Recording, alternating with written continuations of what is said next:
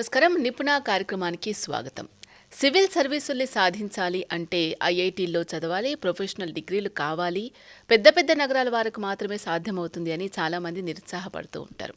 అలా కాకుండా BA డిగ్రీతో PG open యూనివర్సిటీలో చదివి గ్రామీణ నేపథ్యం నుంచి వచ్చి సివిల్ సర్వీసుని సాధించవచ్చు అని నిరూపిస్తున్నారు మన తెలంగాణలోని ఉమ్మడి వరంగల్ జిల్లాకు చెందిన ఆశిష్ అనిశెట్టి. 676 ర్యాంకుతో మన రాష్ట్రానికి గర్వకారణంగా నిలిచిన ఆశిష్ ప్రయాణం ఎలా కొనసాగింది అనేది తెలుసుకుందాం. మనతో పాటు తను లైవ్లో సిద్ధంగా ఉన్నారు. మరి తనతో మాట్లాడి సివిల్ సర్వీసెస్ సాధించాలి అంటే ఏమేం చేయాలి, మరి మీరు పాటించాల్సిన మెలకువలు ఏంటి తెలుసుకోవాలి అనుకుంటున్నారా? Hello Ashish, welcome to the show. Congratulations first of all. Thank you అండి. ఓకే, ఎలా అనిపిస్తుంది మీకు? అసలు మీ జర్నీ ఎలా కొనసాగింది ఒకసారి చెప్పండి. నా జర్నీ సివిల్ సర్వీసెస్ యొక్క ప్రిపరేషన్ మా ఫాదర్ నాకు మెయిన్ ఇన్స్పిరేషన్ అండి. సివిల్ సర్వీసెస్ జర్నీ ఈ ప్రిపరేషన్లో ఒక భాగంలో నేను 2021లో నా మాస్టర్స్ తర్వాత నుంచి నా ప్రిపరేషన్ జర్నీ అనేది స్టార్ట్ చేయడం జరిగింది. తర్వాత కొన్ని మొదటి ప్రయత్నాలలో ప్రిలిమ్స్లో కొన్ని అడ్డంకులు ఎదురైనా కానీ తర్వాత నా కష్టాన్ని నమ్ముకొని నేను అదే విధంగా కృషి చేస్తూ ఈరోజు ఈ ర్యాంక్ సాధించడం చాలా సంతోషంగా ఉందండి. ఓకే, అసలు సివిల్స్కి ప్రిపేర్ అవ్వాలి అని అంటే ఎవరికో ఒకరిని ఇన్స్పిరేషన్గా మనం తీసుకుంటూ ఉంటాం జనరల్గా, లేదంటే ఎవరికి వాళ్ళకే అనిపిస్తుంది అరే నేను ఇలా చేయాలి అలా చేయాలి అని చెప్పేసి. మీ ఇన్స్పిరేషనా, లేకపోతే మీరు ఎవరి త్రూ అయినా ఇన్స్పైర్ అయ్యారా, లేదంటే మీ పేరెంట్స్ ఇష్టంతో వాళ్ళ కోరిక మేరకు మీరు సివిల్ సర్వీసెస్ సాధించాలి అని మీ జర్నీ స్టార్ట్ చేశారా? సివిల్ సర్వీసెస్ మెయిన్గా ఇండియన్ అడ్మినిస్ట్రేటివ్ సర్వీస్ గురించి నేను నా మొదటి ఇన్స్పిరేషన్ ఫార్మర్ వరంగల్ జిల్లా కలెక్టర్ శ్రీమతి వాకాటి కరుణ గారు. తన ఒక స్కీమ్ తన యొక్క కాలంలో గుప్పెడు బియ్యం అనే ఒక ఇనిషియేటివ్ తీసుకురావడం నన్ను ఎంతో ఇన్స్పైర్ చేసింది. నిజమైన చేంజ్ని తీసుకురావడానికి సొసైటీలో ఒక బ్యూరోక్రాట్ ఎంతవరకు సాధించగలరు, నిజమైన మార్పు తీసుకురావడానికి ఎంతో కృషి చేసి వాళ్ళు పెడుతున్న ఈ సేవలను చూసి నేను ఇన్స్పైర్ అయ్యాను ఈ జర్నీలో. ఓకే, సో చాలామంది చాలా టఫెస్ట్ పెద్ద నగరాల వాళ్ళకి సాధ్యమవుతుంది అని అనుకుంటూ ఉంటారు, కానీ మీరు అలా కాదు, మనం ఊరు నుంచి వచ్చినా కూడా మనం సివిల్ సాధించవచ్చు, కష్టపడితే ఏదైనా వస్తుంది అని నిరూపించడం జరిగింది. సో అసలు మీ బ్యాక్గ్రౌండ్ ఏంటి, మీ పేరెంట్స్ ఏం చేస్తూ ఉంటారు, మీరు మొత్తం ఎంతమంది, మీరు ఆర్థికంగా అంత స్టేబులా, ఎలా ఉండింది అసలు మీ లైఫ్? మేము ఒక మధ్యతరగతి కుటుంబం నుంచే వస్తున్నామండి. మా నాన్న మెటీరియల్ సప్లయర్ చేస్తూ ఉంటారు. కానీ ఎప్పటికీ మా చిన్నప్పటి నుంచి మాకు సోషల్ సర్వీసెస్ వాల్యూస్ కానీ ప్రజా సేవా దృక్పథంతో పనిచేయాలన్న ఇన్స్పిరేషన్ మా పేరెంట్స్ నుంచే రావడం జరిగింది మొదటి నుంచి. తర్వాత నేను ఇంటర్మీడియట్ హైదరాబాద్లోనే నారాయణ కాలేజ్లో చేయడం జరిగింది. తర్వాత అందరూ చేసిన విధంగా బీటెక్ వైపు కాకుండా ఆర్ట్స్ స్ట్రీమ్ వైపు వెళ్ళాలని ఢిల్లీ యూనివర్సిటీలోని హిందూ కాలేజ్లో సీట్ సంపాదించుకొని అక్కడ గ్రాడ్యుయేషన్ చేశానండి 2019 వరకు. ఓకే, ఈ పీజీ ఓపెన్ యూనివర్సిటీలో చేయాల్సి వచ్చింది ఎందుకు? ఇప్పుడు కోవిడ్ కారణంగా నాకు మాస్టర్స్లో జాయిన్ అయ్యాను, కానీ ఈ క్లాసెస్ అటెండ్ కావలేకపోవడం, నా ప్రిపరేషన్ యొక్క జర్నీలో ఆ ఎగ్జామ్స్కి రిపీటెడ్గా అటెండ్ పోవడం వల్ల మాస్టర్స్ ఓపెన్లో చేయడం జరిగిందండి. ఓకే, సో మీకు ఇది 5th అటెంప్ట్ అనుకుంటా కదా. సో ఫస్ట్ టైం మీరు స్టార్ట్ చేసినప్పుడు ఎలా ఉండింది అసలు? అంటే దీనికి సంబంధించి సివిల్స్కి సంబంధించి ఒక మన మెటీరియల్ కానీ అసలు ఎలా ఉంటుంది, ఎగ్జామ్ ప్యాటర్న్, ఈ ప్రిలిమ్స్ కానీ మెయిన్స్ కానీ ఇంటర్వ్యూస్ ఇవన్నీ కూడా ఎలా అటెంప్ట్ చేయాలి, ఇవన్నీ కూడా ఒక క్లాష్ లాగా ఉంటుంది, కన్ఫ్యూజన్ ఎక్కువగా ఉంటుంది. సో ఫస్ట్ అటెంప్ట్లో మీకు ఎలా అనిపించింది, మీరు ఆ టైంలో ఏం చేశారు అసలు?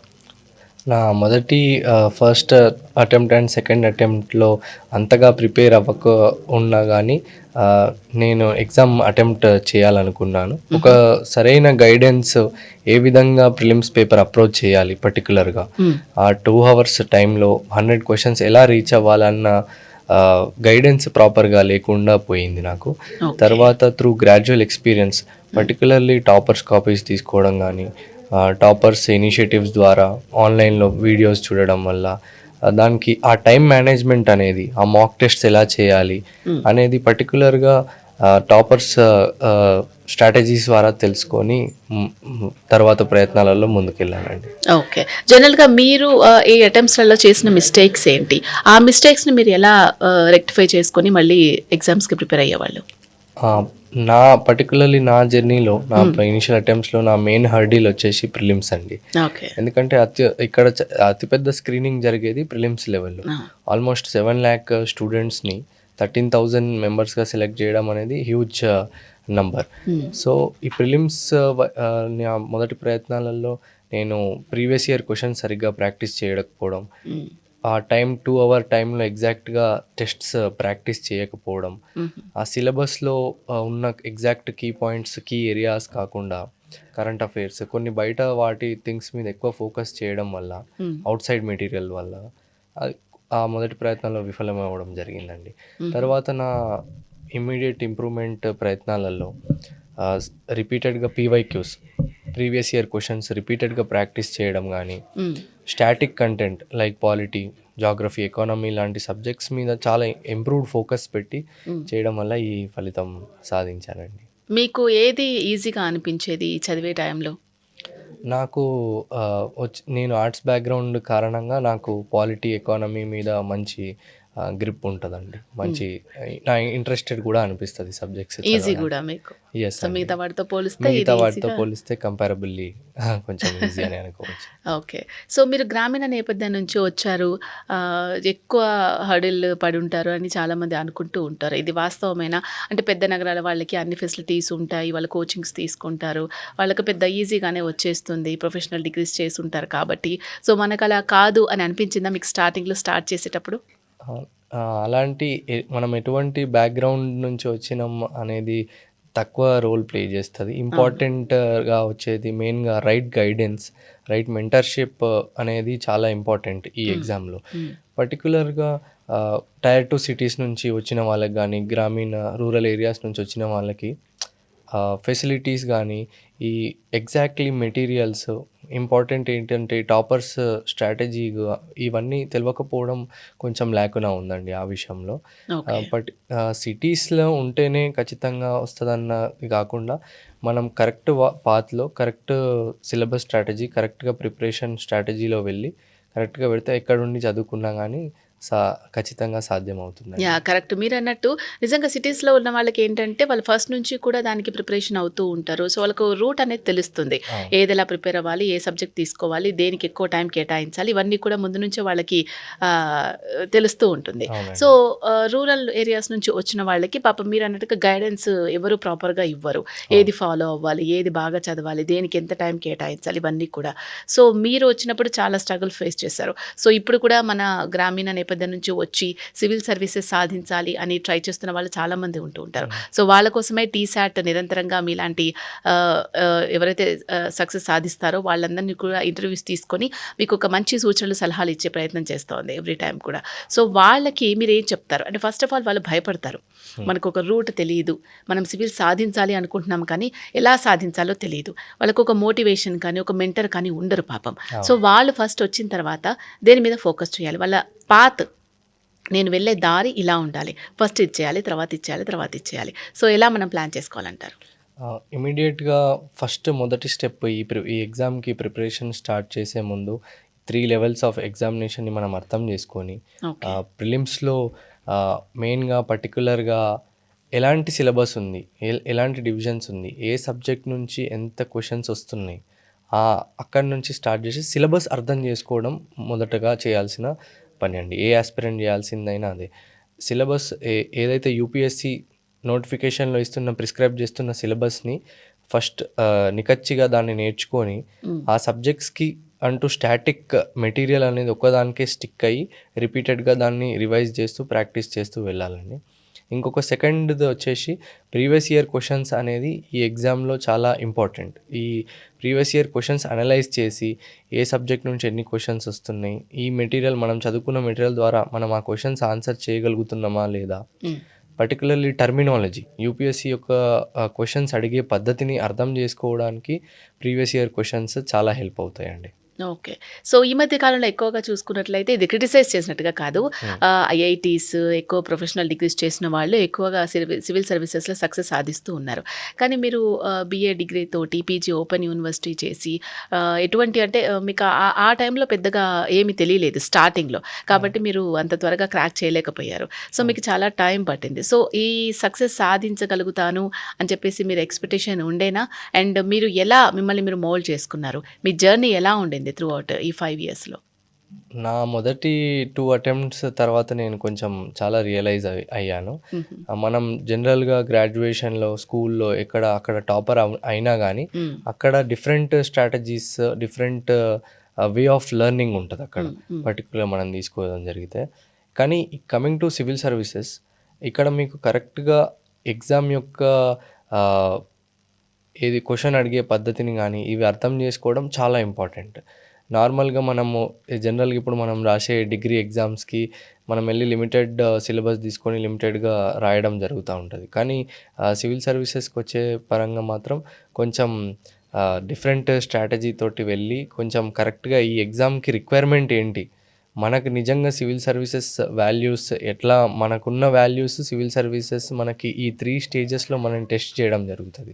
ఓకే. ఇప్పుడు మెయిన్స్‌లో GS4 పేపర్ తీసుకుంటే మనం అందరికీ సేమ్ క్వెషన్స్ వచ్చినా గానీ మనం రాసే పద్ధతి, మనకొక ఇంబైబ్డ్ వాల్యూస్ ఏవైతే ఉంటాయో, హ్మ్. ఆ పర్సనలైజ్డ్ వాల్యూస్ అలాంటి పేపర్స్‌లో పెడితే కొంచెం ఇంప్రూవ్డ్ స్కోర్ రావడం జరుగుతది. అట్లా ఎవరికి నచ్చిన విధంగా వాళ్ళు చదువుకొని, ఎవరి స్ట్రెంగ్త్స్ అండ్ వీక్‌నెసెస్ అనలైజ్ చేసుకొని, హ్మ్. ఈ ఎగ్జామ్‌కి ప్రిపరేషన్ కావాల్సిందిగా నా సూచన అండి. ఓకే. ఇంపార్టెంట్. ఇంకొకటేంటంటే చాలామంది మీలాంటి సివిల్ సర్వీసెస్ సాధించిన వాళ్ళతో మాట్లాడినప్పుడు ప్రతి ఒక్కళ్ళకు కూడా ఒక స్ట్రాటజీ పెట్టుకోవాలి అని అంటూ ఉంటారు. ఎవ్రీ ఇండివిడ్యువల్‌కి కూడా ఎవరి స్ట్రాటజీ వాళ్ళు ఫాలో అయితే సక్సెస్ సాధించడం కొంచెం త్వరగా ఈజీ అవుతుంది. అండ్ మనం సబ్జెక్ట్‌ని అర్థం చేసుకొని ప్రెజెంట్ చేయడం కూడా బావుంటుంది అని అంటున్నారు. సో, మరి మీ పర్టిక్యులర్ థింగ్ చూసుకుంటే మీరు ఎటువంటి స్ట్రాటజీ ఫాలో అయ్యారు? నా ఇంపార్టెంట్ నాకు పెద్ద హర్డిల్ వచ్చేసి ప్రిలిమినరీ ఎగ్జామ్‌లోనే ప్రాబ్లమ్ ఫేస్ అయ్యాను మేడం. ఫస్ట్ 3 అటెంప్ట్స్‌లో నేను సీసాట్ కట్ ఆఫ్ కూడా క్లియర్ చేయకపోయాను. కొంచెం నేను వచ్చేది నాన్ మ్యాథ్స్ బ్యాక్‌గ్రౌండ్ నుంచి కావడం వల్ల మ్యాథ్స్ చేయడం ఆ టైంలో కొంచెం ప్రాబ్లమాటిక్ తయారయింది. Even though it is 66 marks hardly అనుకున్నా గానీ, ఆ 66 మార్క్స్ కూడా క్లియర్ చేయడం ఆ టైంలో నా ఇనీషియల్ అటెంప్ట్స్‌లో ఫెయిల్ అవ్వడం జరిగింది. తర్వాత మ్యాథ్స్‌ని ఎలా ప్రాక్టీస్ చేయాలి? ఆ రైట్ కైండ్ ఆఫ్ క్వెషన్స్ ఎలా చూజ్ చేసుకోవాలి? ఆహ్, ఇప్పుడు మనకి ఫస్ట్ పేపర్ సీసాట్ పేపర్‌లో అరౌండ్ 27-28 క్వెషన్స్ ఇంగ్లీష్ నుంచి రావడం జరుగుతుంది. రిమైనింగ్ క్వెషన్స్ మ్యాథమెటిక్స్ నుంచి జనరల్ అబిలిటీస్ ఈ ఏరియా నుంచి రావడం జరుగుతుంది. తర్వాత నేను నా ఈ 3 అటెంప్ట్స్ తర్వాత నాకు అర్థమైంది ఏందంటే, ఫస్ట్ నేను సీసాట్ కూడా చాలా ఇంపార్టెంట్ జీఎస్ 1కి ఎంత ఇంపార్టెన్స్ ఇస్తున్నానో, సీసాట్ కూడా అంతే ఈక్వల్ ఇంపార్టెన్స్ ఇచ్చి ముందు నుంచే ప్రాక్టీస్ చేయడం స్టార్ట్ చేశాను మేడం. హుహు. తర్వాత మ్యాథ్స్ వేరే అదర్ కాంపిటీటివ్ ఎగ్జామ్స్‌లో కొన్ని ఎగ్జామ్స్‌లో మ్యాథ్స్ ఇంపార్టెంట్‌గా ఉంటది. అవును. ఆ ఎగ్జామ్స్‌కి జస్ట్ అటెంప్ట్ ఇవ్వడం స్టార్ట్ చేశాను. మీకు ప్రాక్టీస్ అవుతుందని. నాకు ఇంప్రూవ్ అయితది. మ్యాథ్స్ ఎబిలిటీ అనేది నాకు ఇంప్రూవ్ అయితదని ఎస్ఎస్‌సి లాంటి ఎగ్జామ్స్ అటెంప్ట్ చేయడం స్టార్ట్ చేశాను. దానివల్ల నా మ్యాథమెటికల్ అది కూడా ఎబిలిటీస్ కూడా పెరిగి ఓవర్‌కమ్ అయ్యాను ఆ ప్రాబ్లమ్ అనేదాన్ని. ప్రిలిమ్స్‌కి ఈ విధమైన స్ట్రాటజీ ఫాలో అయ్యాను. హ్మ్. తర్వాత మెయిన్స్‌కి ఆహ్, pre P previous year questions download చేసుకొని సబ్జెక్ట్ వైస్‌గా ఏ టాపిక్ నుంచి ఎన్ని క్వెషన్స్ రిపీటెడ్‌గా వస్తున్నాయి అనే దాని ఫ్రీక్వెన్సీ అర్థం చేసుకొని, హ్మ్. నేనే ర్యాండమ్‌గా ఆన్సర్ రైటింగ్ ప్రాక్టీస్ చేసుకునేవాడిని మేడం. ఓకే. అది చాలా ఇంపార్టెంట్ మెయిన్స్ విషయానికొస్తే. ఓకే. సో, మీరు అన్నిట్లల్లో ఏది ఎక్కువగా టఫ్ అనిపిచ్చేదంటే మ్యాథ్సే అనే చెప్తారా? పర్టిక్యులర్‌లీ నాకు సీసాట్ చాలా టఫ్ అనిపించింది మేడం. నా ఇనీషియల్ 3 అటెంప్ట్స్‌లో. తర్వాత ఫోర్త్, ఫిఫ్త్ అటెంప్ట్‌లో నా మ్యాథ్స్ ఇంప్రూవ్ చేసుకొని అంటే నేను చెప్పాలనుకున్నది ఏంటంటే సీసాట్ క్వాలిఫైయింగ్ అని దీన్ని నెగ్లెక్టెడ్ నేచర్‌గా యాస్పిరెంట్స్ అసలు చూడకూడదు. దీనికి జీఎస్‌కి ఎంత ఇంపార్టెన్స్ ఇస్తున్నామో మనం సీసాట్‌కి కూడా ప్రిలిమినరీ స్టేజ్‌లో అంతే ఇంపార్టెన్స్ ఇచ్చి ప్రాక్టీస్ చేయాలి. ఓకే. సో, మీరు ప్రీవియస్ పేపర్స్ కూడా ఎక్కువగా చూస్తూ ఉండేవాళ్ళు అని చెప్తూ ఉన్నారు కదా! అవును. ఎటువంటి పేపర్స్ తీసుకునేవాళ్ళు? దాని నుంచి మీకు ఏ విధంగా ఎక్కువగా ఉపయోగపడింది? యూపీఎస్‌సి కండక్ట్ చేసిన ఎగ్జామ్స్ సీఏపీఎఫ్ కానీ, జియో సైంటిస్ట్ ఎగ్జామ్ అని వేరియస్ ఎగ్జామ్స్ యాన్యువల్ క్యాలెండర్‌లో యూపీఎస్‌సి ద్వారా కండక్ట్ చేయడం జరుగుతది. హ్మ్. ఆ పేపర్స్ ప్రీవియస్ ఇయర్స్ ఒక 10-15 ఇయర్స్ పేపర్స్ అన్నీ ఆ పబ్లికేషన్ వేరియస్ పబ్లికేషన్ మెటీరియల్ బుక్స్లో దొరకడం జరుగుతుంది మేడం. ఓకే. దాంట్లో ఈ సబ్జెక్ట్ వైజ్గా డివైడ్ చేసి కంటెంట్ని ఏ ఆన్సర్ ఏ ఆప్షన్స్ ఎట్లా అనలైజ్ చేయాలి అనేది మెయిన్ ఆ బుక్స్ ద్వారా మనకు అర్థమవుతుంది మేడం. ఓకే. సివిల్స్ అంటేనే జనరల్‌గా లెంతీ ప్రాసెస్. ఒక ఏడాదంతా టైం పడుతూ ఉంటుంది. సో, మీకు అనిపించిందా ఇంత లెంతీ ప్రాసెస్ కదా అని చెప్పేసి? అండ్ ఆ త్రూ ఔట్ ఇయర్ అంతా కూడా మిమ్మల్ని మీరు ఇన్‌స్పైర్ చేసుకోవడానికి, స్ట్రాంగ్‌గా చేసుకోవడానికి మీరేం చేసేవాళ్ళసలు? పర్టికులర్గా సివిల్స్ అనేది ఒక చాలా లాంగ్ జర్నీ. అది కూడా ఏ స్టేజ్ ఈ 3 స్టేజ్ ప్రాసెస్‌లో ఏ స్టేజ్‌లో మనం ఫెయిల్ అయినా గానీ మళ్ళీ ఫస్ట్ నుంచి మొదటి స్టార్ట్ నుంచి చేయాలి. స్టార్ట్ చేయడం జరుగుతుంది. అది కొంచెం ప్రాబ్లమాటిక్ అయినా that is the nature of this exam అని యాహ్! అర్థం చేసుకొని మన చేతుల్లో ఏదుంది, మన హార్డ్ వర్క్ అనేది, మన ఎఫర్ట్స్ అనేవి మన చేతుల్లో ఉండడం వల్ల మనం దాని మీద ఫోకస్ చేయాలండి. ఇంపార్టెంట్ ఏంటంటే మనకు యూపీఎస్‌సి ఈ ప్రిపరేషన్‌లో భాగంగా ఇన్‌సైడ్ ఫ్రెండ్స్ ఉండాలి, ఔట్ సైడ్ ఫ్రెండ్స్ కూడా ఉండి, డిఫరెంట్ పీపుల్ తోటి మనం కాన్వర్జేషన్ చేసుకొని, డిఫరెంట్ పీపుల్ తోటి మనం మన ఐడియాస్‌ని పంచుకొని ద్వారా నాకు ఉన్న ఫ్రెండ్ సర్కిల్‌లో నేను పర్టిక్యులర్‌గా యూపీఎస్‌సి బయట సర్కిల్ వాళ్ళతోటి షేర్ చేసుకుంటా ఉండేది నా జర్నీ. అలాగే వాళ్ళ జర్నీ, వాళ్ళ ఇంటరాక్షన్ ఎట్లా జరుగుతుందనేది కూడా వాళ్ళ లైఫ్స్‌లో ఏం జరుగుతుంది. ఫర్ ఎగ్జాంపుల్ ఇప్పుడు నాకు సాఫ్ట్‌వేర్ ఫీల్డ్‌లో ఉన్నారు కొంతమంది ఫ్రెండ్స్. వాళ్ళలో what is happening in there field, అవును. హౌ ఈజ్ ఫర్ ఎగ్జాంపుల్ ఇప్పుడు ఏఐ కానీ, టెక్నాలజీ కానీ ఇలాంటి విషయాలలో ఎట్లా జరుగుతుందనేది జనరల్‌గా కాన్వర్జేషన్స్ చేసుకునేవాడిని. హ్మ్. And coming to my hobbies, cooking అనేది కూడా నాకు పెద్ద స్ట్రెస్ బస్టర్ లాంటిది. నాకు కొంచెం అట్లా బ్రేక్ కావాల్సి అనిపించినప్పుడు కుకింగ్ చేస్తూ డైలీ అట్లా అట్లా కాసేపు ఒక half an hour 40 minutes physical exercise కూడా చేస్తూ కానీ కొంచెం రిలీఫ్ అవుతుండే అండి. ఓకే. కుకింగ్ కూడా చేస్తారన్నారు కాబట్టి జనరల్‌గా ఏది బా చేస్తారు మీరు? జనరల్గా మన తెలంగాణ సైడ్ డిషెస్ కానీ, పర్టికులర్గా నాకు ఇష్టమైనది మ్, మన గ్యారప్పాలు ఇవన్నీ చేసుకుంటా ఉంటా. స్నాక్స్ నేను ఢిల్లీలో ఉండడం వల్ల ఓకే. మా గ్రాండ్ మదర్ దగ్గర చూసి నేర్చుకుంటా ఉండి ఓకే. నేను కూడా అట్లా మనం జనరల్గా సంక్రాంతి అప్పుడు ఇలాంటి హ్మ్. ఇంట్లోకి తిండి పదార్థాలు చేసుకుంటా ఉంటాం. అక్కడ చూసి నేర్చుకున్నాను. ఓకే. అలానే నా ఢిల్లీలో ఉండడం భాగంగా అక్కడ కూడా కుకింగ్ అనేది ప్రాక్టీస్ అయ్యి కొంచెం అదొక స్ట్రెస్ రిలీవర్ లెక్క యూజ్ చేస్తూ ఉంటాను. రిలాక్సేషన్ ఉంటుంది. So, relaxation at the same time మీకు ఫుడ్ కూడా ప్రిపేర్ అయిపోతుంది. అట్లా. ఓకే. సో, ఈ త్రూ ఔట్ ఎగ్జామ్ అంతా కూడా మనం ప్రిపేర్ అయ్యేటప్పుడు చాలామంది రకరకాలుగా అనుకుంటూ ఉంటారు. కంప్లీట్‌గా మనం బుక్స్ మీదనే కాన్సంట్రేషన్ చేయాలి. చదవడమే ఎక్కువసేపు చేస్తూ ఉండాలి. సో, మిగతా వాటికి ఎక్కువ టైం కేటాయించొద్దు. అండ్ మన మెంటల్ ఎబిలిటీ కానీ, మన ఫిజికల్‌గా గానీ ఇవన్నీ చూసుకోవద్దని చాలామంది అనుకుంటూ ఉంటారు. మీరేమంటారు? ఇప్పుడు మీరు సివిల్ సర్వీసెస్ సాధించారు. మీరిప్పుడు చెప్తూ ఉన్నారు. నేను చాలా కుకింగ్ చేసుకునేవాడిని. నా స్ట్రెస్ రిలాక్స్ అవ్వడానికి ఎక్సర్సైజ్ చేసుకునేవాడిని. ఇలా నన్ను నేను ప్రిపేర్ చేసుకునేవాడిని అన్నట్టుగా. సో, మీరేం చెప్తారు ఇలా అనుకునే వాళ్ళకి? పర్టిక్యులర్గా మనం ఒకటే విధంగా చదివితే మనం ఎక్కువ అవర్స్ కూడా మనం కాన్సన్ట్రేట్ చేయం చేయలేము. అవును. కంటిన్యూస్గా. ఓవర్ ద అవర్స్ మనం ఎన్ని అవర్స్ చదువుతూ ఉంటామో మన capacity to recall or recollect కూడా మనది తగ్గిపోతూ ఉంటుంది. అవును. ద నెంబర్ ఆఫ్ అవర్స్ పెరుగుతూ ఉంటుంది. కరెక్ట్. సో ఈ బ్రేక్స్, ఈ గ్యాప్స్ అనేది చాలా ఇంపార్టెంట్ ఈ ప్రిపరేషన్ స్టేజ్లో. హ్మ్. మన మైండ్ బాడీ రెండు కోఆర్డినేషన్లో ఉన్నప్పుడే మనం ఏదైనా, నాట్ ఓన్లీ సివిల్ సర్వీసెస్ ఆ ఎగ్జామ్ ప్రిపరేషన్ అని కాదు, జనరల్ ఏ ప్రొఫెషన్లో ఉన్న వాళ్ళకి కానీ మైండ్ అండ్ బాడీ రెండు కోఆర్డినేషన్ ఉంటేనే ఏ పని చేసినా మనము కాన్సన్ట్రేటెడ్గా చేసి సక్సెస్ అయ్యే అవకాశం అవకాశాలు ఉంటుంది. ఎక్కువగా ఉంటాయి. Yeah. యాహ్! సో, మీ కుటుంబ నేపథ్యము ఎలాంటిది? మీ వాళ్ళలో ఎవరైనా సివిల్ సర్వీసెస్ మీతో పాటు ట్రై చేస్తున్న వాళ్ళు ఉన్నారా? ఎందుకంటే మనం ఏదైనా ఒక పని చేస్తున్నప్పుడు మనకి తగ్గట్టుగా ఎవరైనా ఉన్నారనుకోండి కొంచెం ఈజీ అవుతుంది క్రాచ్ చేయడం కానీ. ఎలాగో మీ కొలీగ్స్, మీ ఫ్రెండ్స్ ఉంటారు. సో, వాళ్ళు కాకుండా ఇంకెవరైనా కుటుంబం సంబంధించి ఇంకెవరైనా ప్రిపేర్ అవుతూ ఉన్నారా? జనరల్‌గా ఇలాంటి గ్రూప్ డిస్కషన్స్ చేసుకోవడం వల్ల మనం సివిల్ సర్వీసెస్ సాధించేటప్పుడు, ఎగ్జామ్స్ ప్రిపేర్ అయ్యేటప్పుడు, రాసేటప్పుడు కానీ ఎలా మన మిస్టేక్స్ అవన్నీ కూడా తెలుస్తూ ఉంటాయా? ఈ గ్రూప్స్ డిస్కషన్స్ అనేది ఎలా ఉపయోగపడుతున్నాయి? మీకెలా ఉపయోగపడ్డాయి? మా డైరెక్ట్ కుటుంబంలో ఎవరు కాంపిటేటివ్ ఎగ్జామ్ వైపు ప్రిపేర్ కాకున్నా కానీ నేను పర్టిక్యులర్గా తర్వాత ఢిల్లీకి వెళ్ళడము, నా ఇంటర్మీడియట్లో మా ప్రిన్సిపల్ కూడా మమ్మల్ని గైడ్ చేయడం ద్వారా హ్మ్.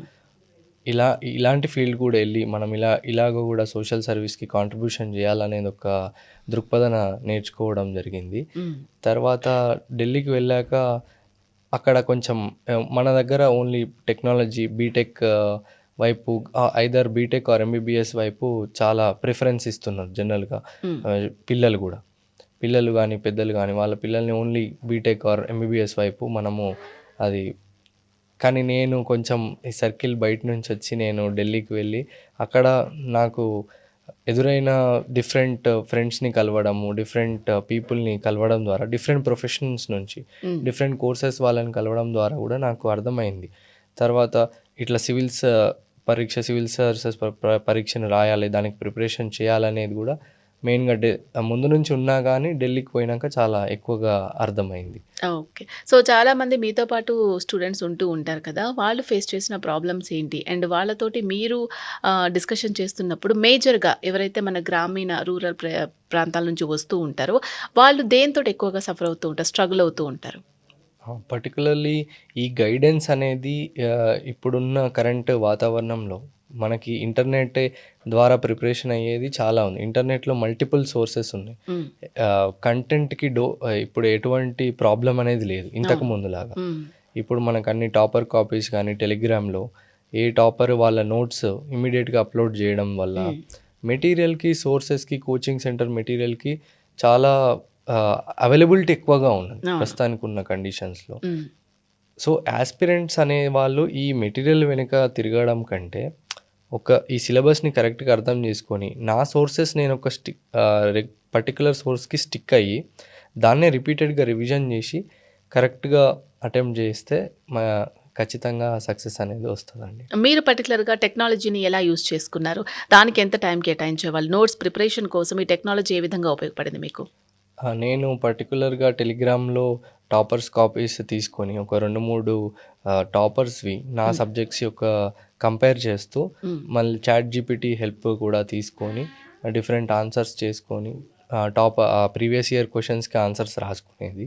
ఓకే. ఆ నోట్స్ని నాకు నచ్చే విధంగా నేను ఫాస్ట్గా రివైజ్ చేసుకునే విధంగా మాడిఫై చేసుకొని నా నోట్స్కి స్టిక్ అయ్యేవాడిని. ఎంతైనా మనం రాసుకుంటే మన సొంతంగా చేసుకున్న నోట్స్ని మనం ఎక్కువ రీకాల్ ఎబిలిటీ ఉంటుంది, రివైజ్ చేసుకునే ఎబిలిటీ ఎక్కువ ఉంటుంది జనరల్గా. ఇప్పుడు నేను ఎవరైనా డైరెక్ట్ వేరే వాళ్ళు రాసిన బుక్ తీసుకొని చదివితే కంటే నేను నా సొంతంగా హ్యాండ్ రైటింగ్ చేసిన బుక్ మనకు ఎక్కువ రివిజన్ చేసుకునే అక్కడ నోట్స్ అనేది చాలా ఇంపార్టెంట్ అని నా ఫీలింగ్. ఓకే. ఓకే. సో చూస్తూ ఉన్నారు కదా, మీరు గ్రామీణ నేపథ్యం నుంచి వచ్చి ఉన్నట్లయితే చాలా కష్టపడుతూ ఉంటారు.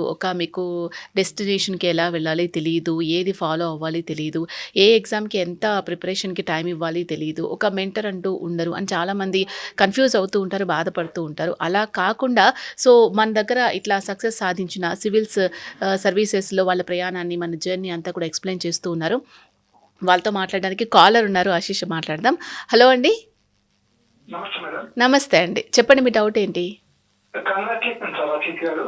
థ్యాంక్ యూ అండి, థ్యాంక్ యూ వెరీ మచ్. ఇందాక అదే మేడం అన్నట్టు మీరు అక్కడ విలేజ్ నుంచి రూరల్ బ్యాక్డ్రాప్ లో ఉన్నోళ్ళం, అట్లీస్ట్ మా టర్మ్ లో మేమేం చేయలేకపోయినాం, ఈ ఆలోచన రాలేదు, ధైర్యం కూడా రాలేదు. బట్ మిమ్మల్ని చూస్తుంటే మీరు ఈవెన్ బిఏ అని అన్నారు ఇందాక, నేను చూశాను. అవునండి. మీరు బిఏలో మళ్ళీ అది డిస్టెన్స్ కూడా ఏదో చదివినట్టున్నారు. బిఏ అసలు ఎట్లా సాధ్యం? మేడం మా పిల్లలు ఇప్పుడు మేము బిఏ వైపు లేకపోతే ఈ హెచ్ఈసి అనే ఒక కోర్స్ ఒకటి ఉంది, దీంట్లో ఏం చేద్దామనే ఆలోచన లేదు అవుతుంది. కాలేజీలో కూడా రీచ్ అనుకోండి. అసలు అంటే ఒకప్పుడు మేము చిన్నగా ఉన్నప్పుడు మేము చదువుకునేటప్పుడు అదే సివిల్స్ కొట్టాలంటే ఆర్ట్స్ రిలేటెడ్ కోర్సులు చదువుకుంటూ ఈజీగా కొట్టొచ్చు, కొంత ఎక్కువ టైం దొరుకుతుంది వాళ్ళు అనేది ఒక ఒపీనియన్ ఉండేది. బట్ రీసెంట్ టైమ్స్ లో మేము అబ్జర్వ్ చేస్తున్నైతే ఎక్కువ ఐడియాలు, ఈ మ్యాథ్స్ ఇదే అనే అడావిడి మొదలైపోయింది. ఇందులో అసలు మీరు మీ జర్నీ, మీ మాటలు వింటుంటే మాకు అసలు ఈ పాసిబిలిటీ ఉందా? బిఏతో మేము కొట్టగలమా? మా పిల్లల్ని ధైర్యంగా మేము అంటే ఒకవేళ సివిల్స్ లక్ష్యంగా పెట్టుకుంటే వాడిని బిఏ వైపు మేము చెప్పగలమా? చెప్పొచ్చా? పంపించచ్చా? చదివించచ్చా? ఖచ్చితంగా అండి. బిఏ వైపు చేసిన మనం ఈ సివిల్ సర్వీసెస్ నోటిఫికేషన్లో ఉన్న మెయిన్ నోటిఫికేషన్లో ఉండేది ఖాళీ ఏదైనా ఒక గ్రాడ్యుయేషన్ చేసి ఉండాలి. మనం బిఏ వైపు వెళ్ళడం జరిగితే ఆర్ట్స్, సోషల్ వైపు ఉన్న సబ్జెక్ట్స్, హిస్టరీ కానీ, పొలిటికల్ సైన్స్ కానీ, ఎకనామిక్స్ కానీ, ఇలాంటి సబ్జెక్ట్స్ ఏవైతే మనకు సివిల్ సర్వీసెస్ సిలబస్లో ఉన్న సిలబస్తో మ్యాచ్ అయ్యే సబ్జెక్ట్స్ ఏవైతే ఉన్నాయో వాటి మీద మనకు ముందు నుంచే నేర్చుకునే అవకాశం కలుగుతుంది. ఐఐటియన్స్ వీళ్ళ సెలక్షన్ రేట్ ఎక్కువగా ఉండొచ్చు, కానీ వాళ్ళ ఎఫర్ట్లో ఒక వాళ్ళు చేసే బ్యాక్గ్రౌండ్, వాళ్ళు చేసే స్టైల్ ఆఫ్ ప్రిపరేషన్ వాళ్ళకి సక్సెస్ ఇచ్చింది. కానీ అలాంటిది బీఏ వాళ్ళకి సక్సెస్ రాదనుకోవడం అది ఒక మిస్కన్సెప్షన్ మాత్రమే. ఎటువంటి బ్యాక్గ్రౌండ్ నుంచి వచ్చినా కరెక్ట్ స్ట్రాటజీతో ప్రిపేర్ అయితే సక్సెస్ అనేది ఖచ్చితంగా వస్తుందన్నది నా ఒపీనియన్ అండి. ఓకే. జనరల్‌గా ఇంటర్వ్యూ ఫేస్ చేసేటప్పుడు చాలామంది అక్కడ పోతుంది వాళ్ళకి. సో, ఇంటర్వ్యూ అనేది వెరీ టఫ్ అని అంటూ ఉంటారు. సో, ఈ ప్రిలిమ్స్ కానీ, మెయిన్స్ కానీ, ఇంటర్వ్యూ ఈ మూడిట్లలో కూడా మీది ఏది ఎక్కువగా టఫ్ అనిపించింది? అండ్ ఇంటర్వ్యూలో ఒకవేళ పోయినప్పుడు మళ్ళీ దాన్ని ఎలా మనం రెక్టిఫై చేసుకోవచ్చు? ప్రిలిమ్స్ కానీ, మెయిన్స్ కానీ మనకి ఎక్కడ మిస్టేక్ జరిగింది? అసలు నేను రాసిన తప్పేంటి? నేను ఎక్కడ తప్పు చేశానని మళ్ళీ రికవర్ చేసుకోవచ్చు మనం. కానీ ఇంటర్వ్యూలో అలా సాధ్యమవుతుందంటారా? ఇంటర్వ్యూ స్టేజ్లో పర్టికులర్గా అక్కడ మన నాలెడ్జ్ టెస్ట్ చేయడం జరగదండి. మన నాలెడ్జ్ టెస్ట్ ప్రిలిమ్స్, మెయిన్స్ లెవెల్లో జరిగిపోతుంది మెయిన్గా. ఇక్కడ కూడా కొంచెం నాలెడ్జ్ వైపు క్వశ్చన్స్ అడగడం జరుగుతుంది, కానీ ఇక్కడ నిక్కచ్చిగా మీ ట్రూత్ఫుల్నెస్ కానీ, మీ హానెస్టీ కానీ, మీ ఇంటిగ్రిటీ ఎలా ఉంది అంటే ఒక సివిల్ సర్వెంట్గా మీకు రేపు వచ్చే బాధ్యతలను మీరు కరెక్ట్గా స్వీకరిస్తారా లేదా, ఎలాంటి ఇబ్బందులు, ఒడిదొడుకులు ఎదుర్కోకుండా సమాజాన్ని ఎదుర్కొనే ధైర్యం ఉందా లేదా అనేది టెస్ట్ చేయడం జరుగుతుందండి ఇంటర్వ్యూ స్టేజ్లో. పర్టికులర్గా ఈ క్యారెక్టర్ ఏదైతే ఈ క్యాండిడేట్ యొక్క క్యారెక్టర్ సివిల్ సర్వీసెస్ సేవా దృక్పథానికి మ్యాచ్ అవుతుందా లేదా అనేది ఈ ఇంటర్వ్యూ టెస్ట్లో జరుగుతుందండి. నాలెడ్జ్ టెస్ట్ ప్రిలిమ్స్, మెయిన్స్లో అయిపోతుంది మ్యాక్సిమం. ఇంటర్వ్యూలో కొంచెం knowledge, most of it is regarding your personality. Me personality ఎట్లుంది, హౌ ఆర్ యువర్ వాల్యూస్ అనేది దానిపైన ఇంటర్వ్యూ జరుగుతుందండి. ఓకే. ఇప్పుడు ఆల్రెడీ మీరు సక్సెస్ సాధించారు కాబట్టి, దాని నుంచి బయటకు వచ్చేసారు కాబట్టి మీకు ఆ నర్వస్నెస్ ఉండకపోవచ్చు. కానీ ప్రీవియస్గా మీరు ఇంటర్వ్యూ ఫేస్ చేసేటప్పుడు ఆ నర్వస్నెస్ ఉంటుంది కదా, దాన్ని ఎలా పోగొట్టుకునేవాళ్ళు? ఇంటర్వ్యూ స్టేజ్లో పర్టికులర్గా చాలా నర్వస్నెస్ నేను కూడా ఫేస్ చేశాను మేడం. ఎందుకంటే ఆల్రెడీ మనం ఇక్కడ మన ఈ హైదరాబాద్లో కాకుండా మనం ఢిల్లీకి వెళ్ళాల్సి వస్తుంది ఇంటర్వ్యూకి. We're completely interacting with very different people who are already bureaucrats ఉండడం జరుగుతుంది. కొంతమంది రిటైర్డ్ బ్యూరోక్రాట్స్, టెక్నోక్రాట్స్ ఇంటర్వ్యూ ప్యానెల్లో కూర్చొని మనల్ని అడుగుతూ ఉంటారు. ఆబ్వియస్లీ మనకు ఒక లైఫ్ టైం డిఫరెంట్ ఎక్స్పీరియన్స్ అది కూడా. ఈ జర్నీలో అది కూడా మర్చిపోలేని జర్నీ అది కూడా. మనము ఇంత కష్టపడి ఆ రోజు మనం ఢిల్లీకి పోయి అక్కడ మనం ఇలాంటి ఇంటర్వ్యూ స్టేజ్లో అపియర్ అవ్వాలనేది కూడా ప్రతి యాస్పిరెంట్ యొక్క కళ అది. కానీ కొంచెం నర్వస్నెస్ అనేది ఎదురవుతూ ఉంటుంది. బట్ స్టిల్ ఈ మాక్ టెస్ట్స్ ప్రాక్టీస్ చేసుకోవడం ద్వారా మనం మన హానెస్టీని టెస్ట్ చేసుకొని, జనరల్గా నేను మిర్రర్ ముందు కూర్చొని కాసేపు నాలో నేను క్వశ్చన్స్ అడుక్కొని నేనే ఆన్సర్ చేసుకునే ప్రాక్టీస్ చేస్తూ ఉండేది. మాక్ ఇంటర్వ్యూస్ కూడా సహాయపడ్డాయి. పర్టికులర్లీ ఇప్పుడు ఈ సంవత్సరం వచ్చిన ఇంటర్వ్యూ స్కోర్లో నాకు తక్కువ వచ్చినా కానీ బట్ స్టిల్ ఐఎమ్ సాటిస్ఫైడ్. అదొక డిఫరెంట్ ఎక్స్పీరియన్స్ ఏ యాస్పిరెంట్కైనా. ఓకే, నెక్స్ట్ కాలర్ ఉన్నారండి, మాట్లాడదాం. యా, హలో, నమస్తే అండి, చెప్పండి మీ డౌట్ ఏంటి? అయితే మా పాప అవునండి, చెప్పండి. అయితే సార్ ఈ సిరీస్ సాధించాలంటే ఏ గ్రూప్ తీసుకుని బాగుంటుంది, ఎట్లా ప్రిపరేషన్స్ తీసుకుని బాగుంటుంది? ఇంటర్ తీసుకో పాప. ఇంటర్ తర్వాతనా అండి? మనకి ఇంటర్మీడియట్ తర్వాత you can go for arts, BLLB, BTech, ఎలాంటి కోర్సుని ఎంచుకున్నా కానీ మనం డిగ్రీ నుంచి ప్రిపరేషన్ స్టార్ట్ చేసి సిలబస్ని అర్థం చేసుకోవడం స్టార్ట్ చేయాలని. మన ఇంట్రెస్ట్స్ ఏ విధంగా ఉన్నాయి, నిజంగా మనకు టెక్నాలజీ అనేది ఇంట్రెస్ట్ ఉందంటే బీటెక్ చేయడంలో ఎటువంటి అది లేదు. మనకి ఎంబీబీఎస్ సైడ్ కానీ ఎటు సైడ్ మల్టిపుల్ ఇంట్రెస్ట్స్ ఉన్నా కానీ గ్రాడ్యుయేషన్ లెవెల్లో మనం సివిల్ సర్వీసెస్ని గ్రాడ్యుయేషన్తో మిక్స్ చేసి అనగాకుండా గ్రాడ్యుయేషన్గా చేస్తూ దాంట్లో భాగంగా సివిల్ సర్వీసెస్ని సిలబస్ని అర్థం చేసుకొని ప్రిపరేషన్ స్టార్ట్ చేయాలండి. మనము జరగబోయే ఎగ్జామ్కి మనం గ్రాడ్యుయేట్ అయిపోయినాక రాస్తాం కాబట్టి అంత ముందు చూపు ఉండాలి ఎవరికైనా. కానీ you have to also make sure that మన గ్రాడ్యుయేషన్, మన డిగ్రీ అనేది మనకు లైఫ్లో ఒకటేసారి వస్తుంది చేసే ఆపర్చునిటీ. సో ఇది కూడా దీన్ని కూడా ఈక్వల్గా ఇంపార్టెంట్ చేసి మన క్యాండిడేట్ యొక్క ఇంట్రెస్ట్, స్టూడెంట్ యొక్క ఇంట్రెస్ట్స్ ఏమున్నాయి, నాకు నిజంగా నాకు ఫేవరెట్ సబ్జెక్ట్స్ ఏంటి, మనం పర్టికులర్గా గ్రాడ్యుయేషన్ లెవెల్లోకి వెళ్తుంటే మనకు సబ్జెక్ట్ యొక్క నాలెడ్జ్, సబ్జెక్ట్ డెప్త్ కానీ ఇంప్రూవ్ కావడం జరుగుతుంది. మనకి ఇష్టం ఉన్న సబ్జెక్ట్ చదువుకోవడం ద్వారా మనం ఇంకా బెటర్గా పర్ఫామ్ చేసే అవకాశం ఉంటుందండి. ఓకే. మరి సివిల్స్‌కి ఇతడు అర్హుడా? కాదా? అసలు సొసైటీ పట్ల ఏ విధంగా బిహేవ్ చేస్తాడు అని చెప్పేసి ఇంటర్వ్యూలో వాళ్ళు ప్యానెల్ వాళ్ళు ఎక్స్‌పెక్ట్ చేసే క్వెషన్స్ ఉంటాయని మీరు అంటూ ఉన్నారు కదా! అవునండి. మిమ్మల్ని అడిగిన క్వెషన్స్ ఏంటసలు? నాకు ఒక వెరీ ఇంట్రెస్టింగ్ క్వశ్చన్ వచ్చిందండి. Honourable Sanjay Varma sir board ఉంది, నాకు వచ్చిన board. Who is the most famous criminal from your college అన్న క్వశ్చన్ నాకు రావడం జరిగింది. యాక్చువల్గా నాకు దానికి ఆన్సర్ తెలియదు. ఓకే. బట్ స్టిల్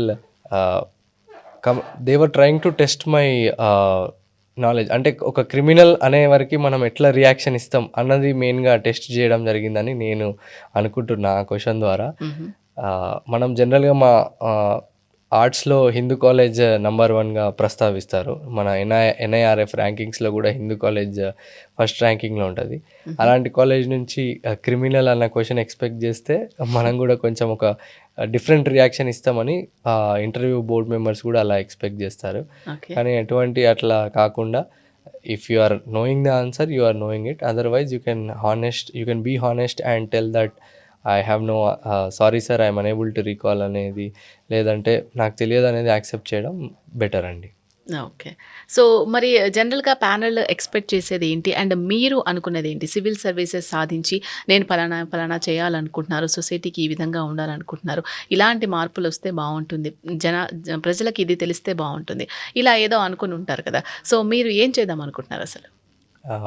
ఈ ఈ ఆపర్చునిటీ ద్వారా నాకు ఎటువంటి సర్వీస్ వచ్చినా కానీ మనం ఎలాగా మన సొసైటీకి కాంట్రిబ్యూట్ చేయడం, డిఫరెంట్ సర్వీసెస్లో కానీ ఇప్పుడు ఈ సివిల్ సర్వీసెస్ పరీక్షలో ఉన్న 29 or 30 సర్వీసెస్ వల్ల ఎలాగ మనం జనాలకి ఉపయోగపడతాం, మన పాలసీ గవర్నమెంట్ చేసిన వేరియస్ పాలసీని జనాల దాకా చేరేటట్టుగా ఎలా చేయాలనేదే ఈ నా ముఖ్య గోల్ అని చెప్పాలనుకుంటున్నానండి. ఓకే.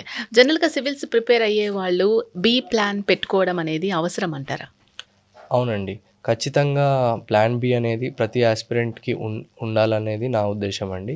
ఎందుకంటే ఈ రిగరస్ ప్రాసెస్లో జరుగుతున్న స్క్రీనింగ్లో మీరు ఒక కరెక్ట్గా ఒక 2-3 అటెంప్ట్స్, ఒక 2 to 3 years ఖచ్చితంగా కూర్చొని నిక్కచ్చిగా చదువుకొని అటెంప్ట్ ఇచ్చి, ఒకవేళ still you are feeling that it is not possible అంటే ఒక ప్లాన్ బి అనేది పెట్టుకోవడం చాలా ఇంపార్టెంట్ అండి.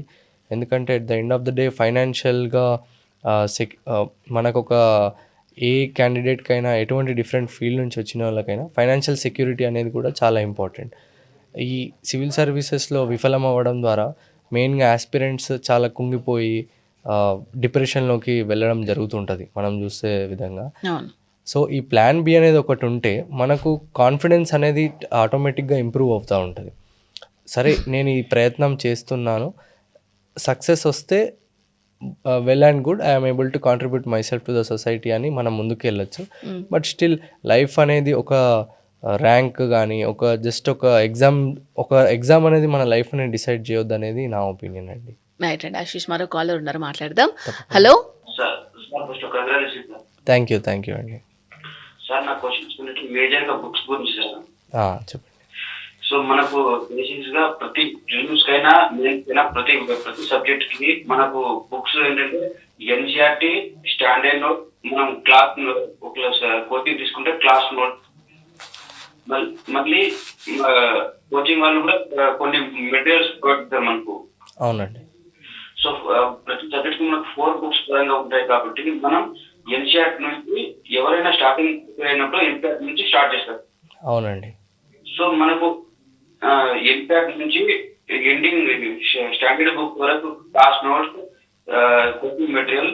సో మీరు ఈ బుక్స్ లన్నీ ఏ విధంగా అన్ని బుక్స్ మీరు తీసుకొని ప్రిపేర్ అయ్యాలా, లేకుంటే ఓన్లీ ఎన్సీఆర్టీ నుంచి మీరు స్టార్ట్ చేశారు? అంటే మీరు ఏ విధంగా బుక్స్ అన్ని ప్రిపేర్ చేశారు సార్? అంటే మీ టైమింగ్ కి మీరు ఎంత వరకు ఒక్కొక్క బుక్స్ ని ప్రిపేర్ చేశారు? అంటే కంప్లీట్ గా ఎన్సీఆర్టీ చదివారా, లేకుంటే స్టాండర్డ్ బుక్ ని ఓన్లీ కంప్లీట్ చేశారు? ఒకవేళ స్టాండర్డ్ బుక్స్ తీసుకుంటే మీరు ప్రతి సబ్జెక్ట్కి ఏమైనా బుక్ ప్రిపేర్ చేశారా? డిఫరెంట్ సబ్జెక్ట్స్కి డిఫరెంట్ అప్రోచ్ ఫాలో అవ్వడం జరిగిందండి నేను. పాలిటీకి లక్ష్మీకాంత్ అనే బుక్ నా క్లాస్ నోట్స్ రెఫర్ చేస్తూ ఉండేవాడిని. ఎకానమీకి వచ్చేసి 11th ఎన్సీఆర్టీ బుక్ ఒకటి, ఇంకొకటి కరెంట్ అఫైర్స్ రెగ్యులర్గా వస్తున్న మ్యాగజైన్స్ ఫాలో అయ్యి కరెంట్ న్యూస్ ఫాలో అయ్యేవాడిని. జాగ్రఫీకి వచ్చేసి 11th NCERT fundamentals of physical geography చాలా ఇంపార్టెంట్ అండి. మెయిన్ స్కోరింగ్ ఏరియా ఆ బుక్లో నుంచి అలా విధంగా ఏ సబ్జెక్ట్ వైపు ఆ సబ్జెక్ట్ డిఫరెంట్ మెటీరియల్ని రెఫర్ చేసేవాడినండి. కమింగ్ టు స్టాండర్డ్ బుక్స్ వచ్చేసి బుక్స్ బల్కీగా ఉండడం ద్వారా మనకు రివిజన్ అనేది చాలా ప్రాబ్లమేటిక్గా ఉంటుందండి. అందుకే మనము వాటిని మన హ్యాండ్ రిటన్ నోట్స్గా చేసుకొని అరౌండ్ 80 to 100 పేజెస్లో ఈచ్ సబ్జెక్ట్ కంపైల్ చేసుకొని ఇంపార్టెంట్ టాపిక్స్ను ప్రీవియస్ ఇయర్ క్వశ్చన్స్ని అడ్రస్ చేసుకున్న మెటీరియల్ చేసుకుంటే మనం ఈజీగా రివైజ్ చేసుకొని ఫాస్ట్గా మనకు రీకాల్ చేసే ఎబిలిటీ అనేది ఇంప్రూవ్ అవుతుందండి. స్టాండర్డ్ బుక్స్కి ప్రాబ్లం వచ్చేసి మనం రివిజన్ చాలా ప్రాబ్లమేటిక్గా ఉంటుందండి. ఫర్ ఎగ్జాంపుల్ ఇప్పుడు లక్ష్మీకాంత్ బుక్ తీసుకోవడం జరిగినా కానీ అరౌండ్ 500 to 600 పేజెస్ ఒక బుక్ని రివైజ్ చేయడానికి చాలా టైం పడుతుంది.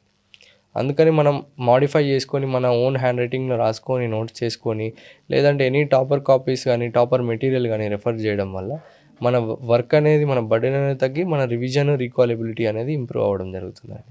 ఓకే. నిజంగా ఇవి ప్రిపేర్ అవుతున్నా కూడా మీరు ఇంతకుముందు చెప్పడం జరిగింది. సివిల్ సర్వీసెస్ సాధించే వెల్ అండ్ గుడ్. మీరు సమాజానికి ఏదో ఒక సేవ చేయొచ్చు. Yes. లేదు అంటే ప్లాన్ బి పెట్టుకోవాల్సిన అవసరం ఉంటుంది అని చెప్పేసి. సో చాలామంది అలా చేయకపోవచ్చు మేబీ. ఎందుకంటే అలా లేక చాలామంది స్టిల్ ఇప్పటికీ కూడా సర్వైవ్ అవ్వలేక బాధపడుతున్న వాళ్ళని నేను కూడా చూశాను చాలామందిని.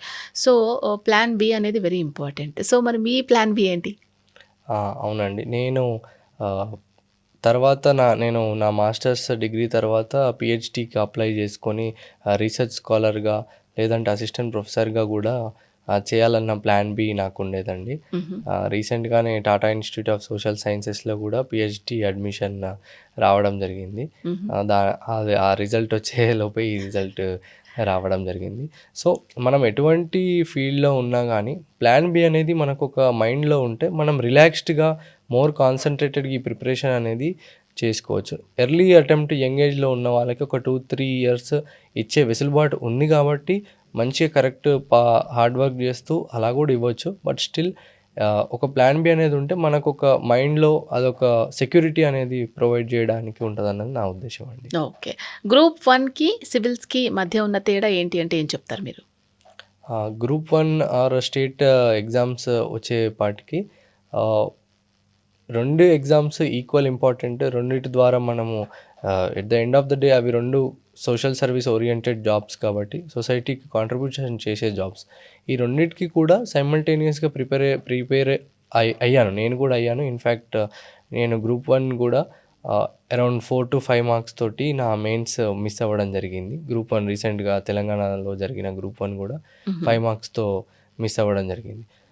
ఇలాంటి ఎగ్జామ్స్ ఉన్నప్పుడు మల్టిపుల్ ఎగ్జామ్స్ రాయడం వల్ల ఏం జరుగుతుందంటే మనం ఈ 1 year ప్రాసెస్లో మనం డిఫరెంట్గా మన ఎగ్జామ్స్ అటెంప్ట్ చేస్తుంటే మన కాన్ఫిడెన్స్ అనేది ఇంప్రూవ్ అవ్వడం జరుగుతుంది.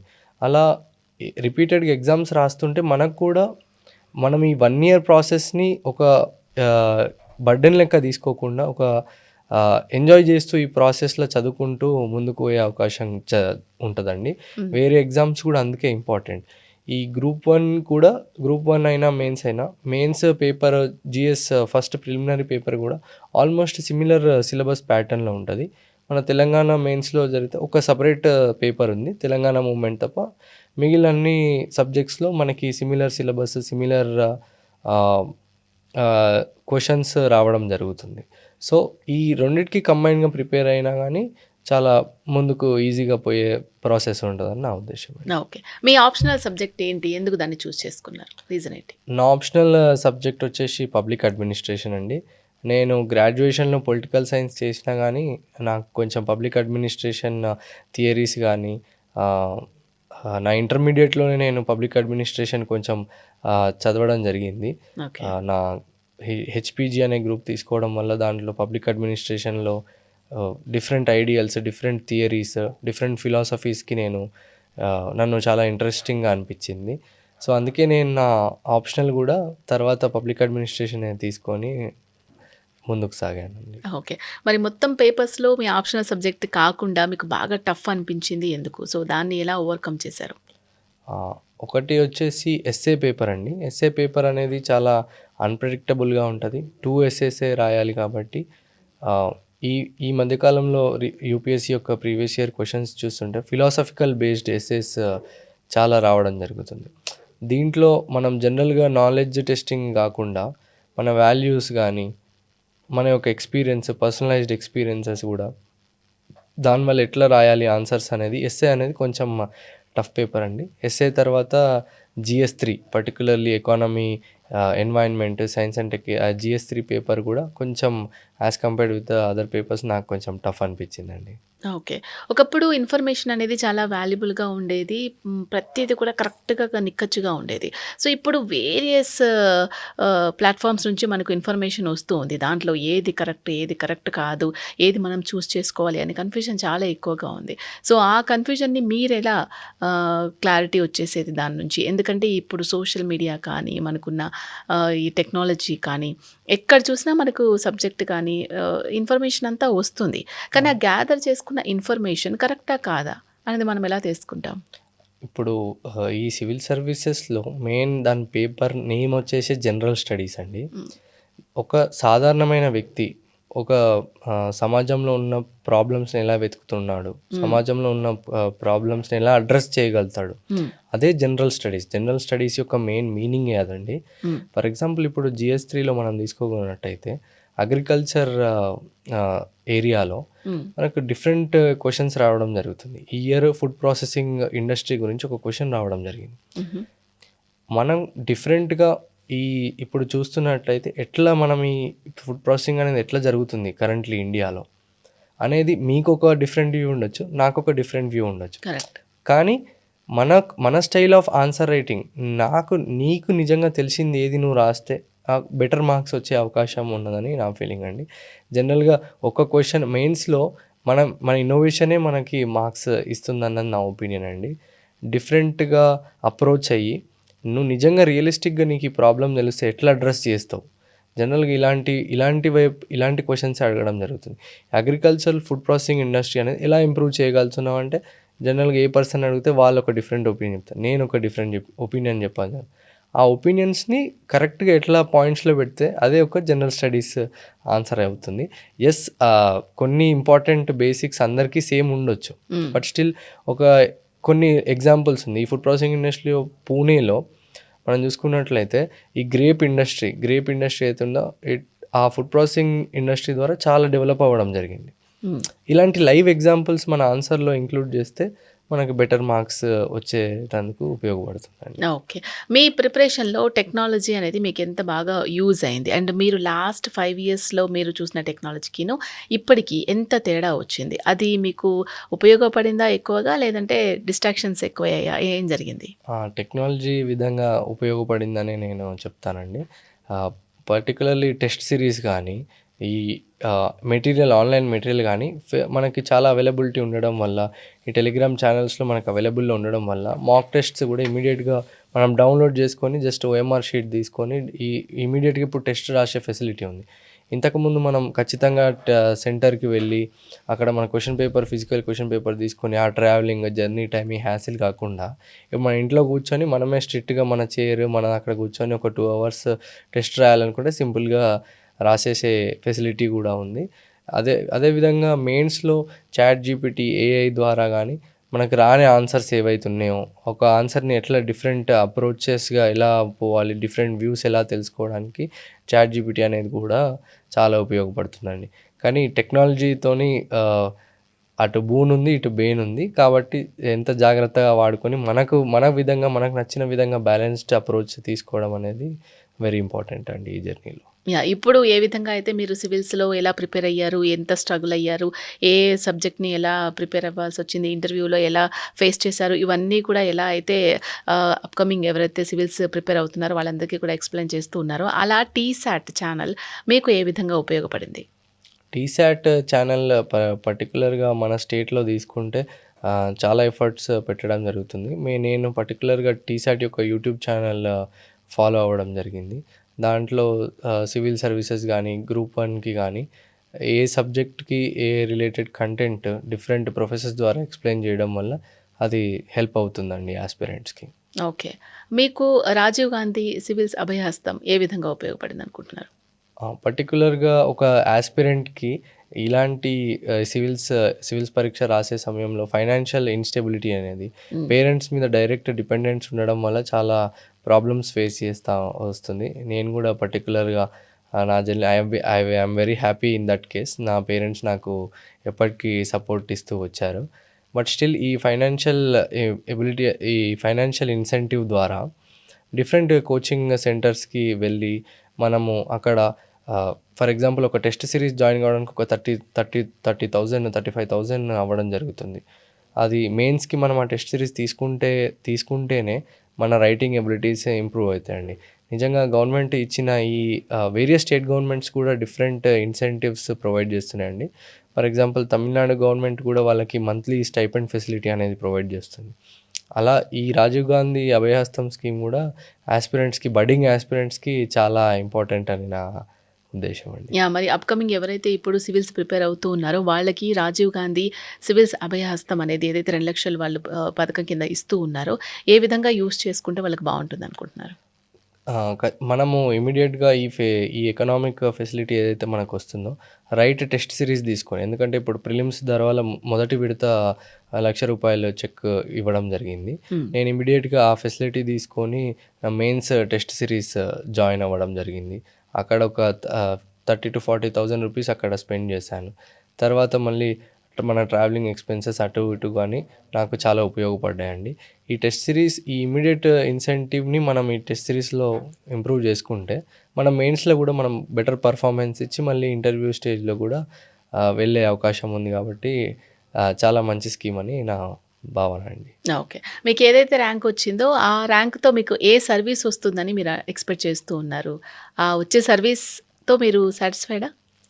Yes ma'am. అంటే ఆబ్వియస్లీ నా ఇంటర్వ్యూ స్కోర్ ఇంకొంచెం బెటర్ అవుతేనే I would have been very happy. Currently ఇప్పుడున్న దానికి ఐఆర్ఎస్ ఇన్కమ్ ట్యాక్స్ ఎక్స్పెక్ట్ చేస్తున్నాను. బట్ ఎటువంటి సర్వీస్ వచ్చినా I will be honest and try to contribute my best to the society అనేది నా ఉద్దేశం అండి. ఓకే. ఒక దేశ అత్యున్నత సివిల్ సర్వీసెస్లో మీరు అధికారిగా నియమింపబోతున్నారు. సో ఎలా అనిపిస్తూ ఉంది? దాని ద్వారా మీరు ఏం చేయాలనుకుంటున్నారు? ఎలాంటి మార్పు దేంట్లో ఏ విధంగా వస్తే బాగుంటుందని మీరు ఎక్స్పెక్ట్ చేస్తున్నారు?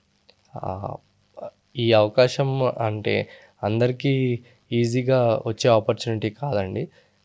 Every year around 12 to 13 lakh aspirants prepare అవుతుంటే హార్డ్లీ 1000 పోస్ట్స్ ఉండడం జరుగుతుంది. అది మన మీద చాలా పెద్ద బాధ్యత అని నేను ఫీల్ అవుతున్నానండి. రాదర్ దెన్ ఓకే సక్సెస్ వచ్చింది సంతోషంగా ఉండడం అదొక సైడ్ అయితే, మన బాధ్యతను చాలా పెద్ద బాధ్యత మన మీద పెట్టి, ఎందుకంటే సివిల్ సర్వీసెస్ అనేది గ్రౌండ్ రియాలిటీలో చూసుకోవడం జరిగితే ఒక గవర్నమెంట్కి ఒక సిటిజన్కి ఉన్న మధ్యలో ఉండేది ఒక సివిల్ సర్వెంట్. ఏదైతే గవర్నమెంట్ తీసుకొస్తుందో ఎటువంటి స్కీమ్స్ అయితే వస్తున్నాయో అది ప్రజలకు అందుతున్నాయా లేదా అనేది ఒక సివిల్ సర్వెంట్ వాళ్ళే డిసైడ్ అవ్వడం జరుగుతుంది. కాబట్టి అదొక నా మీద ఒక పెద్ద బాధ్యత. దాన్ని 100% నిర్వర్తించాలని చూస్తున్నానండి. ఓకే. సివిల్ సర్వీసెస్ సాధించాలి అంటే ఒక మెంటర్షిప్ కానీ కోచింగ్ కానీ ఎంతవరకు ఇంపార్టెంట్ అని మీరు అనుకుంటున్నారు? చాలామంది ఓన్గా ప్రిపేర్ అయ్యే వాళ్ళే మనం చూస్తూ ఉంటాం. సో అది కరెక్ట్ అంటారా?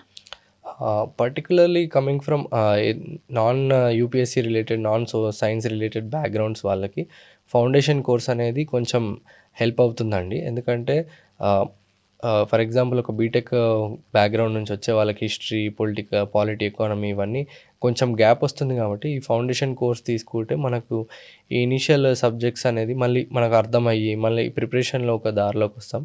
కానీ 90% అనేది క్యాండిడేట్ ఆర్ ఆస్పిరెంట్ బట్టి ఉంటుందండి. మన రివిజన్ కానీ మన రిపీటెడ్ స్ట్రాటజీస్, మనం టాపర్స్ నుంచి ఎలాంటి స్ట్రాటజీ తీసుకుంటున్నాం అనేదే చాలా ఇంపార్టెంట్ అండి. 90% ఈజ్ ఆస్పిరెంట్స్ హార్డ్ వర్క్ అని నా ఫీలింగ్ అండి.